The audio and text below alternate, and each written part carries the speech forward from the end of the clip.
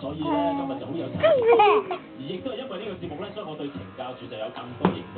係啊，既然係咁，不如就由你嚟介紹先啦。好啊，我知懲教署咧就喺香港嘅刑事司法體系入邊咧，佔一個好重要嘅定位。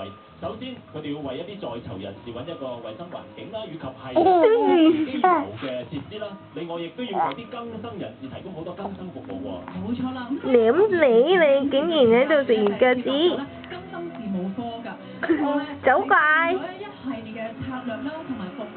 咁例如咧就係就業嘅協助啊、心理輔導啊，咁同埋一啲宗教服務啊、中途宿舍等等。咁其實好多在囚人士咧，咁就係因為得到佢哋嘅幫助啦，咁可以咧就係改過自身，同埋咧就係融入社會，做到咧就係支持更生、共建安穩社群嘅。係啊，子晶啊，講起支持更生咧，其實今日上得嚟嘅嘉賓啊，個個都支持在囚人士同埋更生人士㗎啦。佢哋甚至乎咧好多咧都做過好多探訪添嘛。係啦，咁啊首先同我哋見面嘅咧就係 Joey， 連同咧就係樂善堂小學合唱團嘅學生，我哋有請啊！